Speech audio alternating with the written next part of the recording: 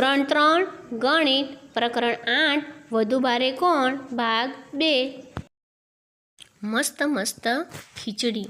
હવે આ વંદના નામની એક છોકરી છે, તે રેડિયો પરથી સાંભળીને એક સરસ મજાની ખીચડી એટલે કે એક વાનગી બનાવવાનો પ્રયત્ન કરે છે, પરંતુ જ્યારે તે રેડિયો પરથી સાંભળીને આ વાનગી બનાવવા માટેની કંઈક નોંધ કરે છે ત્યારે તે ગૂંચવાઈ જાય છે।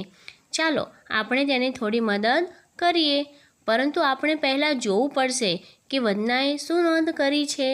તો તેણે આ પ્રમાણે નોંધ કરી છે કે વાસણમાં 2 ચમચા પાણી રેડો, ત્યાર પછી પાણી ઉકાળો અને તેમાં ઉમેરો।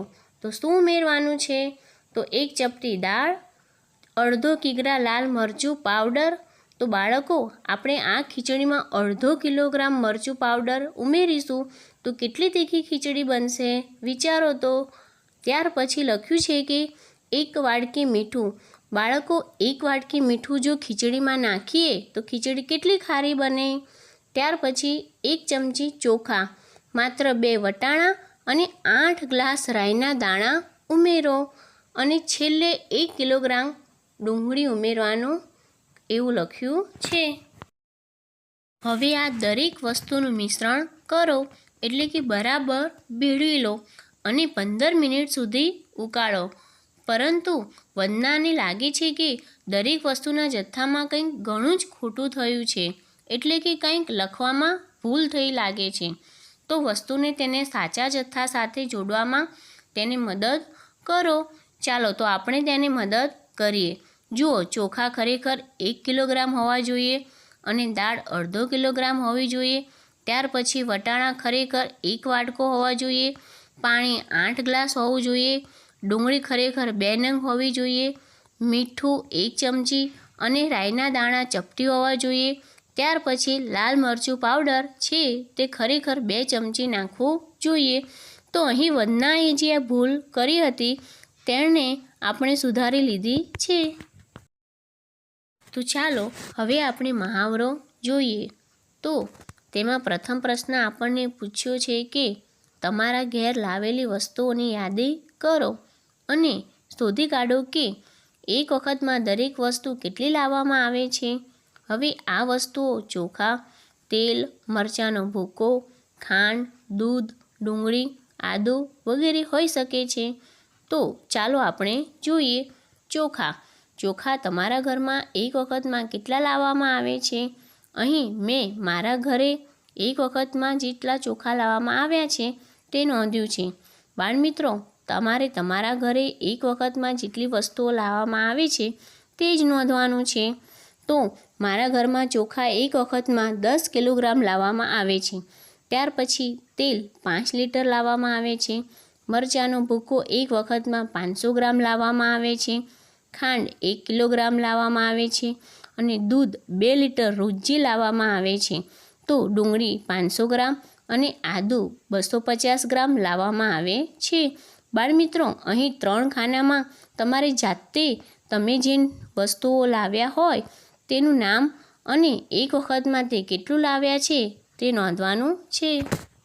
ચાલો હવે આપણે બીજો પ્રશ્ન જોઈએ। બીજો પ્રશ્ન છે, તેમના વજનનું અનુમાન કરો અને સરખાવો।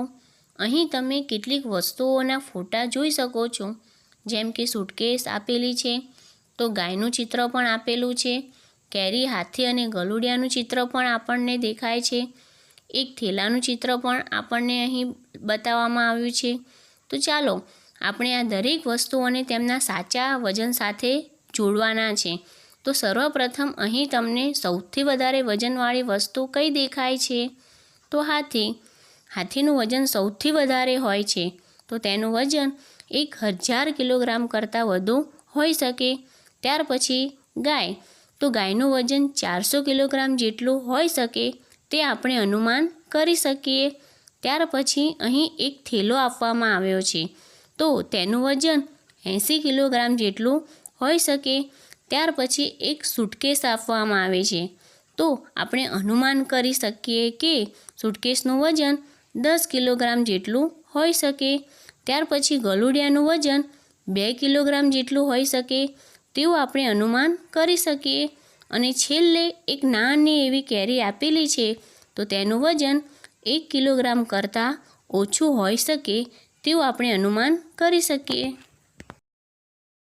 ત્યાર પછી ત્રીજો પ્રશ્ન આપણને અનુમાન કરવાનું કહે છે કે નીચેનામાંથી કઈ વસ્તુઓનું વજન 1 કિલોગ્રામ કરતાં વધુ છે અને કઈ વસ્તુઓનું વજન 1 કિલોગ્રામ કરતાં ઓછું છે. વિદ્યાર્થી મિત્રો, અહીં આપણને જુદી જુદી વસ્તુઓ આપેલી છે, જેવી કે સ્કૂલ બેગ એટલે કે દફતર, કંપાસ, ઈંટ, મોટું કોળું અને સ્લીપર. તો ચાલો આપણે જોઈએ. પહેલી વસ્તુ છે તમારી સ્કૂલ બેગ. તો બાળકો, સ્કૂલ બેગમાં તો આપણે ઘણી બધી વસ્તુઓ મૂકીએ છીએ, એટલે કે નોટબુકો, ચોપડીઓ, કંપાસ, લંચ બોક્સ. તો તેનું વજન 1 કિલોગ્રામ કરતાં વધારે હોય છે. ત્યાર પછી કંપાસ. તો કંપાસમાં આપણે પેન, પેન્સિલ, રબર, માપપટ્ટી જેવી વસ્તુઓ રાખીએ છીએ, પરંતુ આ બધી વસ્તુઓ હલકી હોય છે, તેથી કંપાસનું વજન 1 કિલોગ્રામ કરતાં ઓછું હોય. ત્યાર પછી છે ઈંટ. તો ઈંટ વજનમાં 1 કિલોગ્રામ કરતાં વધારે થશે. ત્યાર પછી જોઈએ તો એક મોટું કોળું આપેલું છે. તો બાળકો, આપણે આગળ જોઈ ગયા કે કોળું એ શાકભાજીમાં સૌથી મોટું શાકભાજી છે અને તેનું વજન 1 કિલોગ્રામથી લઈ 6 થી 7 કિલોગ્રામ સુધીનું હોઈ શકે છે. તો અહીં આપણે કોળાનું વજન 1 કિલોગ્રામ કરતાં વધારે થશે. ત્યાર પછી છે સ્લીપર. તો સ્લીપરનું વજન 1 કિલોગ્રામ કરતાં ઓછું થશે. પ્રશ્ન નંબર 4. નીચેનામાંથી કયું વધારે ભારે છે તે શોધવા ત્રાજવાનો ઉપયોગ કરો. એટલે કે ત્રાજવાની મદદથી તમારે કઈ વસ્તુ ભારે છે અને કઈ વસ્તુ હલકી છે તે શોધવાનો પ્રયત્ન કરવાનો છે. તો સર્વપ્રથમ છે પાણીની એક બોટલ અને ક્રિકેટનો દડો. તો બાળકો, અહીં તમે જે ક્રિકેટ રમો છો તે દડાની વાત કરવામાં નથી આવી, પરંતુ મેચ રમવા માટે ક્રિકેટરો જે દડાનો ઉપયોગ કરે છે તે સિઝનના દડાની વાત કરવામાં આવી છે. તો આ જે લાલ રંગનો ક્રિકેટનો દડો છે અને પાણીની ખાલી બોટલ છે, તો આમાંથી દડો છે તે વધારે વજનદાર લાગે છે, પરંતુ બાળકો, આ ખાલી બોટલને જો પાણીથી ભરી દેવામાં આવે તો તેનું વજન આ ક્રિકેટના દડા કરતાં વધી જશે, બરાબર ને? ત્યાર પછી છે પગરખું એટલે કે જોડું અને પેન્સિલ બોક્સ. તો બંનેમાંથી તમને વધારે વજનદાર શું લાગે છે? તો પગરખું. ત્યાર પછી ત્રીજો સવાલ છે તમારું ગણિતનું પુસ્તક કે ગુજરાતીનું પુસ્તક, બંનેમાંથી કયું પુસ્તક વજનદાર છે? તો વિદ્યાર્થી મિત્રો, આપણને ખબર જ છે કે ગણિતનું પુસ્તક વધારે જાડું છે, એટલે કે વધારે વજનદાર છે. ત્યાર પછી આપણને કહેવામાં આવ્યું છે કે તમારી બેગ કે તમારા મિત્રની બેગ. હવે આ પ્રશ્નનો ઉત્તર તો તમે જ આપી શકશો, કારણ કે અમુક બાળકોની બેગમાં ઘણો બધો સામાન એટલે કે પુસ્તકો, ચોપડીઓ, કંપાસ, લંચ બોક્સ હોય છે. તો જે બાળકોની બેગમાં વધારે સામાન હશે તેની બેગ વધારે ભારે હશે. પ્રશ્ન નંબર 5. અહીં આપણને એક પ્રવૃત્તિ કરવાનું કહ્યું છે. જુઓ, 1 કિલોગ્રામ ભીની માટી અથવા તો 1 કિલોગ્રામ રેતી લેવાની છે. તેને 2 સરખા ભાગ કરી 2 થેલીઓની અંદર ભરવાની છે. હવે આ જે બંને થેલીઓ છે તેનું વજન એક સરખું રહે તેનું આપણે ખાસ ધ્યાન રાખવાનું છે. જો બંને થેલીમાં રહેલી માટીનું વજન એક સરખું હશે તો તમે તેને ત્રાજવામાં માપશો તો ત્રાજુ એકદમ સમતોલ થશે, જે રીતે આ છોકરી માપી રહી છે તે રીતે. તો બાળકો, હવે આ જે ભીની માટી છે તેની દરેક થેલી એ આપણું અડધો કિલોગ્રામ વજન થશે, કારણ કે આ બંને થેલીઓ આપણે ભેગી કરીએ તો તેનું વજન 1 કિલોગ્રામ હતું, પરંતુ આપણે તેને 2 સરખા ભાગમાં વિભાજિત કરી છે, એટલે કે આ જે એક થેલી છે તેનું વજન 500 ગ્રામ એટલે કે અડધો કિલોગ્રામ થશે. હવે તેના ઉપરથી આપણને એક પ્રશ્ન પૂછ્યો છે કે તમારી આજુબાજુની બીજી વસ્તુઓ માપવા માટે તેનો ઉપયોગ કરો અને એક યાદી તૈયાર કરો. જુઓ, આપણને કહ્યું છે કે અડધો કિલોગ્રામથી ઓછા વજનવાળી વસ્તુઓ તમારી આજુબાજુ કઈ કઈ છે. તો બાળમિત્રો, તમારે આ ત્રાજવામાંથી એક થેલી લઈ લેવાની છે અને તેના બદલે કોઈ પણ એક વસ્તુ મૂકવાની છે. જો તેનું વજન અડધો કિલોગ્રામ એટલે કે 500 ગ્રામ કરતાં વધારે હશે તો આ પલળું નમી જશે, અને જો તેનું વજન અડધો કિલોગ્રામ કરતાં ઓછું હશે તો તેનું પલળું ઉપરની બાજુ જશે. આ ઉપરથી આપણે જાણી શકીએ. તો તમારી આજુબાજુ અડધો કિલોગ્રામથી ઓછા વજનવાળી વસ્તુઓ આપણે જોઈએ તો મોજા, ઘડિયાળ, ચોક, પેન્સિલ, ખાલી પાણીની બોટલ, ખીલ્લી, ડસ્ટર, ચશ્મા, રબર વગેરે કહી શકાય. ત્યાર પછી હવે આપણે અડધો કિલોગ્રામથી વધારે વજનવાળી વસ્તુઓની યાદી તૈયાર કરવાની છે. તો પંખો, ટેબલ, ખુરશી, ટીવી, બારણું, બારી, બ્લેકબોર્ડ, કમ્પ્યુટર વગેરે જેવી વસ્તુઓનું વજન અડધો કિલોગ્રામ કરતાં વધારે થશે. વજનિયા અને ત્રાજવા.